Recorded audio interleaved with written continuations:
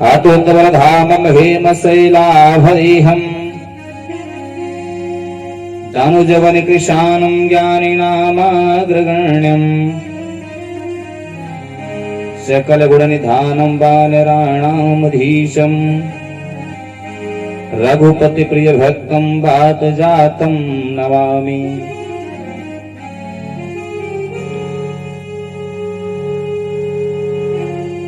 श्रीराम राम रघुनंदन राम राम,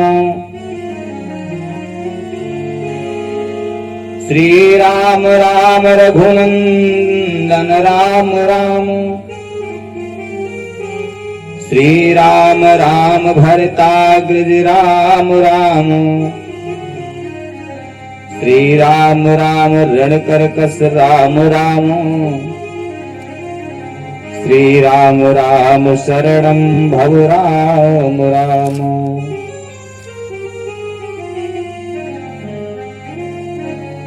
कामिहि नारि प्यारि जिमि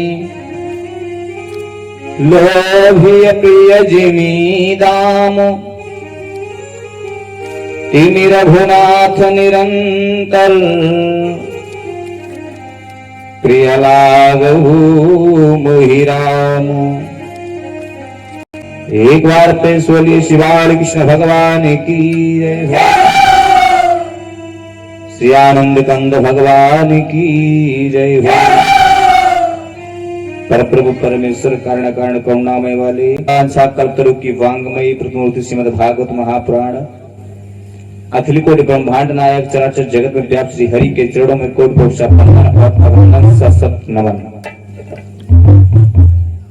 धर्म मंच के अग्रभाग में विराजमान हमारे समस्त जिज्ञास विज्ञ विद्वजन भक्तजनों को बार बार वंदन और अभिनंदन नमन।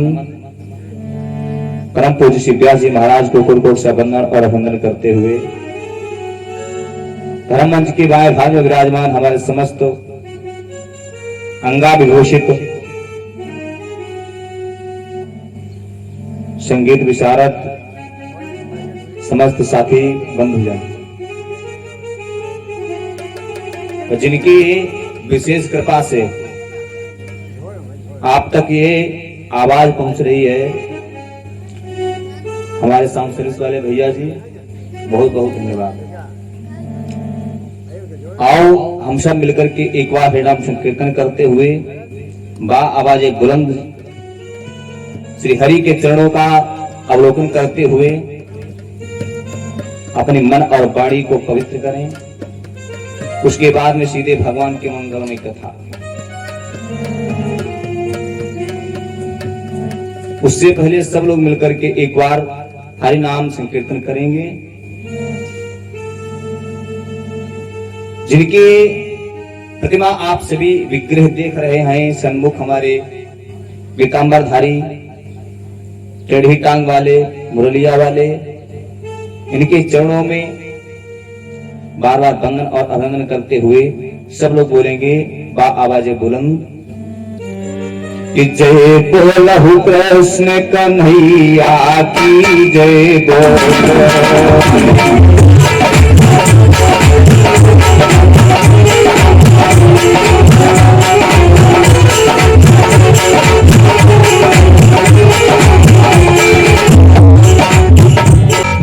गोविंद भगवान की हरिनाम संकीर्तन बोलते हुए देखो, जीवन में एक सिद्धांत होना चाहिए परीक्षित जी। अगर भगवान से आप मित्रता करो तो सबसे बढ़िया वाली मित्रता करो। अगर भगवान से दुश्मनी करो तो नंबर 1 वाली दुश्मनी करो, है ना। और भगवान को कतई न मानो तो पूरे जीवन में आजीवन कभी भगवान को मनिवे न करो।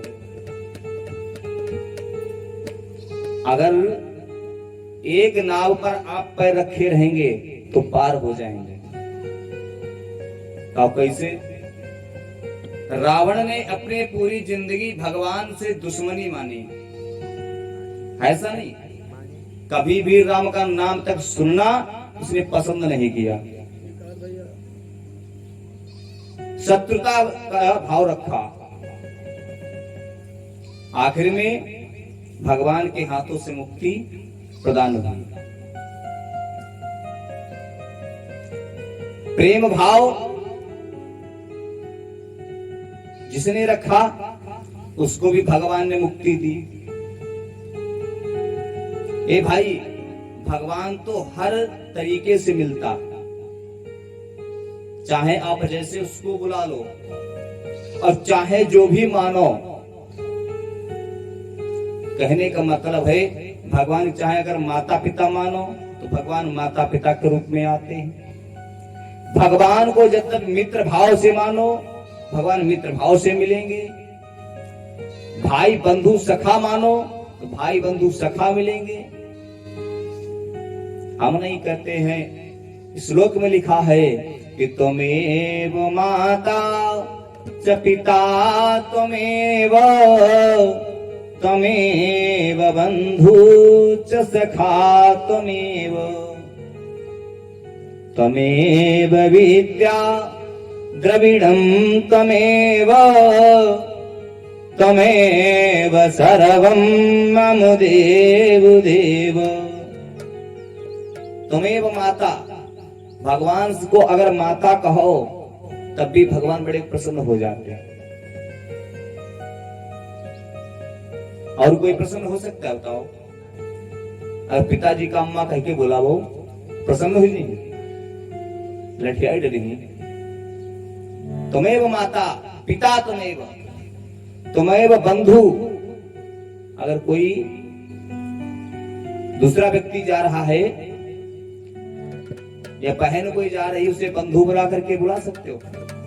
नहीं बुला सकते। लेकिन भगवान के लिए कोई भी भाव हो, केवल भगवान भाव के भूखे हैं। काहे के भूखे हैं? भाव के भूखे हैं। भगवान के शरण में बैठने से भाव होना चाहिए कि हम परमपिता परमात्मा की शरण में बैठ रहे हैं। किसी व्यक्ति ने बहुत बढ़िया बात कही है, अरे भाव के भूखे हैं भगवान, भाव के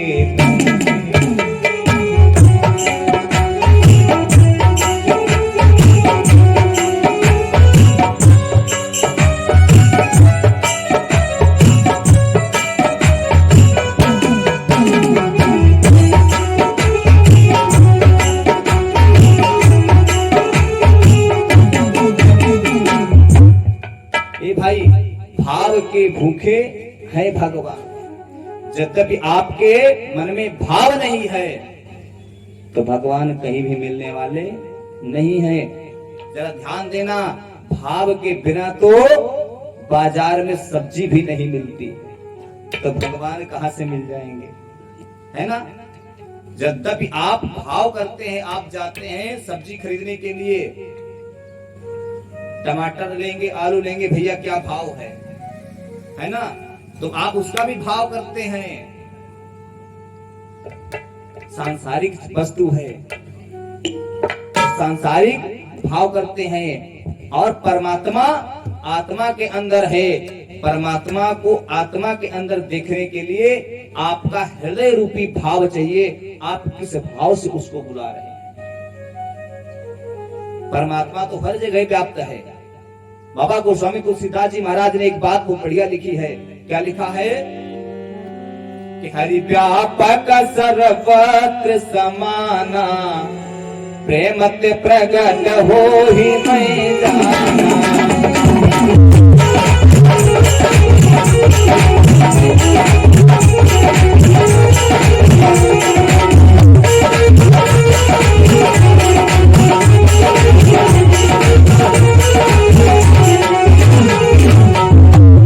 हरि व्यापक सर्वत्र समाना, प्रेमत प्रगट हो ही मैं जाना।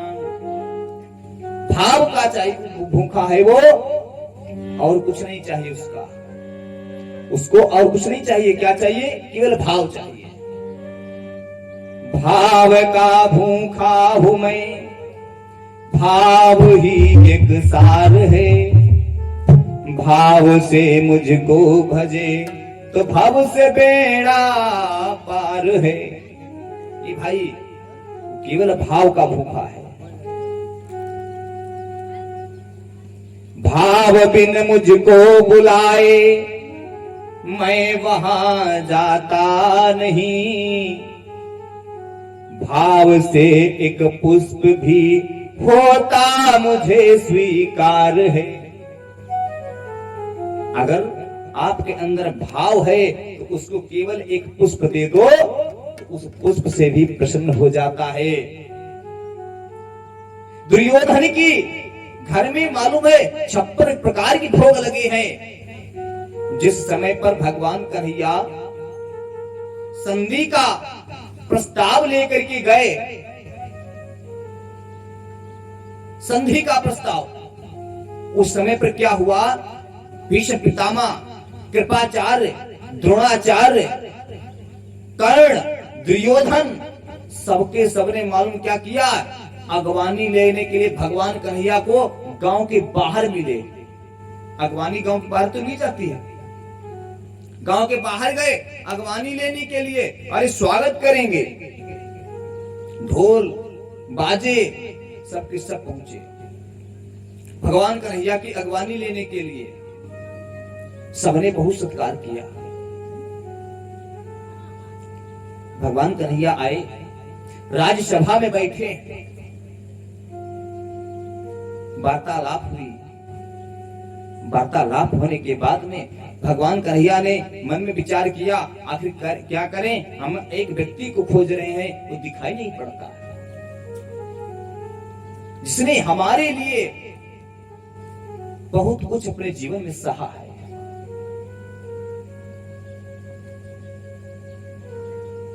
बहुत कुछ सहा अपने जीवन में। एक भाव बनाया किसने, विदुर जी महाराज ने।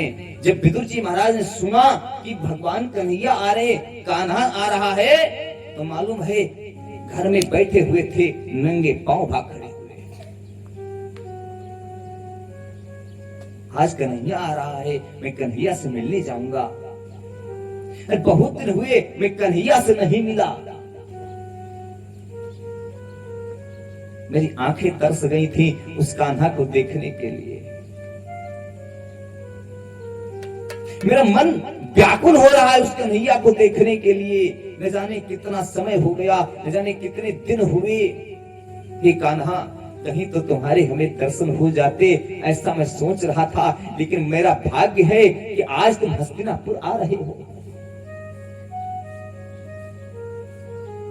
हस्तिनापुर आ रहे, सीमा पर पहुंचने का प्रयास किया, लेकिन वहां रथी महारथी सबके सब खड़े हैं। एक समस्या आ गई विदुर जी महाराज के सामने। क्या समस्या आई? क्योंकि दुर्योधन विदुर जी महाराज को देखना नहीं चाहता था। बार बार न्याय और पक्ष की बात करते थे ना, न्याय की मांग करते थे विदुर जी महाराज। दुर्योधन ने मंत्री पद से हटा दिया। ए विदुर काका, आज के बाद तुम मंत्री पद से हटा दिए जाते हो, कभी भी राजमहल में प्रवेश नहीं करना, इस बैठक में नहीं आना। विदुर जी महाराज चुपचाप बैठे, अब क्या करें? करें तो क्या, वहां भी नहीं जा सकते। विदुर जी महाराज सोचने लगे, अब मुझे कन्हैया के दर्शन कैसे होंगे? आखिर मेरा कान्हा मुझे कैसे दिखाई पड़ेगा? राज्यसभा लगी हुई थी, सभी बैठे हैं। विदुर जी महाराज उस राज्यसभा में चुपके से भेष बदल करके अपने कान्हा को देखने के लिए एक कोने में खड़े हैं। वार्तालाप हुआ। भगवान कन्हैया ने मांग की, हे दुर्योधन, अगर तुम कुछ नहीं दे सकता है तो ऐसा करो, 5 गांव दे दो, पांडव मान जाएंगे। दुर्योधन नहीं माना।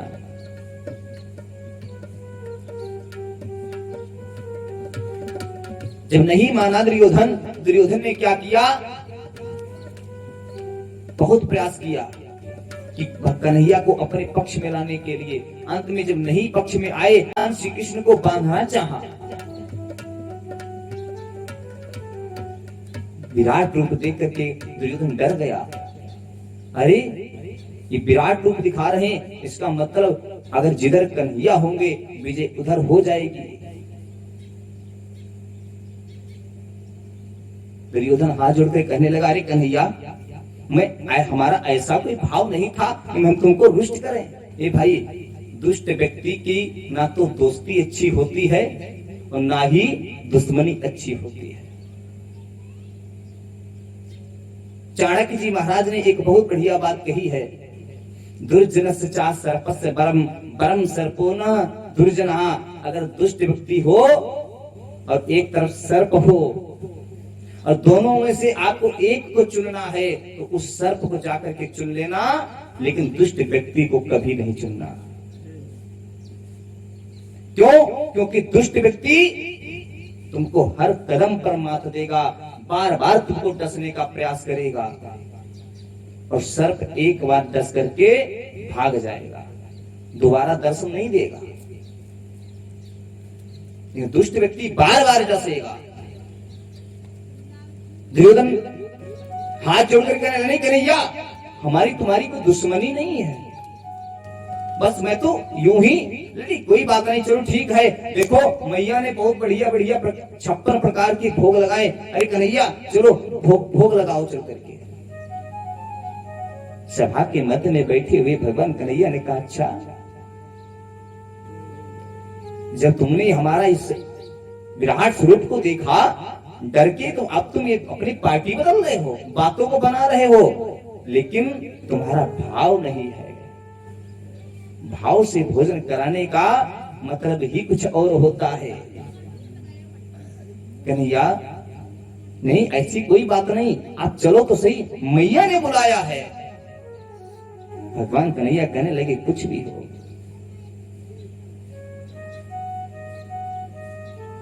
जब भाव अगर आपका हमारा और आपका मिल जाएगा उस दिन मैं आऊंगा, लेकिन आज तो हम तो पहले से दावत में हैं।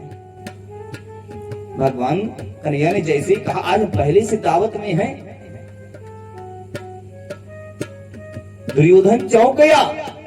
अरे आपकी दावत, अरे हमने आपको सीमा पर मिले, जब से हम यहाँ तक आए कोई व्यक्ति ऐसा नहीं मिला कि आपको दावत कोई दे, और आप कहते हैं आप पहले से दावत में हैं। किसने आपको दावत दी? तो मालूम क्या हुआ, धीमे से आवाज मेरे गोविंद के मुख से निकली कि आज तो हमारी दावत, आज तो हम निमंत्रण में विदुर काका के घर में है। विदुर के काका के घर में आज हमारा भोग लगेगा। अरे विदुर जी महाराज ने जैसे सुना, कोने में कान में आवाज पहुंची, आज विदुर के घर में, और विदुर जी बेचारे चौंक गए। अरे हमने कब कहा? कन्हैया कह क्या रहा है? हमने तो कभी नहीं कहा कि मैं भोजन कराऊंगा।